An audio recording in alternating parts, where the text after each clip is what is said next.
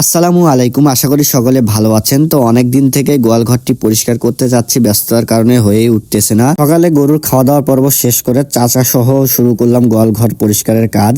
তো অনেক দিন থেকেই গরুর ঘরটি পরিষ্কার করা হচ্ছে না। আমি নিজের কাজ নিজে করতে সব থেকে বেশি ভালোবাসি, আর নিজের কাজ নিজে করার মধ্যে একটা আলাদা ধরনের তৃপ্তি অনুভূতি কাজ হয়। প্রতিটা কাজেই আমি চেষ্টা করি উপস্থিত থাকা, আর যে কোনো কাজে আপনি যদি নিজে উপস্থিত না থাকেন তাহলে সেই কাজটি আসলেই ভালোভাবে হয় না। নিজে চেষ্টা করবেন প্রতিটা কাজে নিজে উপস্থিত থাকার। আপনি কাজটি করেন আর না করেন, অন্তত উপস্থিত থাকবেন। উপস্থিত থাকলে আপনার কাজের গতিটা যেভাবে আগাবে, আপনি উপস্থিত না থাকলে সেভাবে কাজটি হবে না। আপনার চেষ্টা করবেন সবসময় নিজেই মনিটর করার। তো গোয়াল ঘরে আমি ভালোভাবে ড্রেনটা পরিষ্কার করে নিচ্ছি। ড্রেনে বিশেষ করে ড্রেনটায় বেশি করে ময়লা হয়। সবসময় চেষ্টা করবেন ড্রেনটি বেশি করে পরিষ্কার রাখা, যে দিক দিয়ে পানি যায় এই সাইডটা বেশি করে পরিষ্কার রাখবেন। পরিষ্কার পরিচ্ছন্নতা ইমানের অঙ্গ, ইমানের অর্ধেক কথাটি আসলেই সত্যি।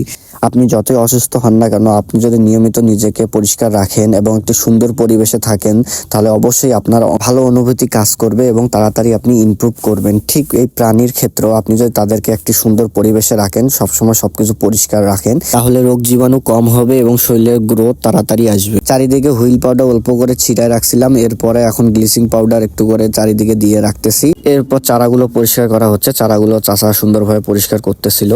এরপর সম্পূর্ণ গোয়ালঘর ভালোভাবে পানি দিয়ে ধুয়ে নিচ্ছি। ভালোভাবে পানি দিয়ে ধোয়া হওয়ার পরে চারাগুলো পরিষ্কার করার পরে পানিতে ভালোভাবে পটাশ গুলাই নিয়ে প্রথমে গরুর পা এবং ভালোভাবে গরুর খুরের ভিতরে বাহিরে চারিদিকে আমি পটাশ দিয়ে দিচ্ছি। এরপর পুরো শরীরে পটাশ দিয়ে পরিষ্কার করে নিচ্ছি সবগুলো গরুকে, যে কয়টা গরু আছে আর কি। মূলত 5টা গরু আছে।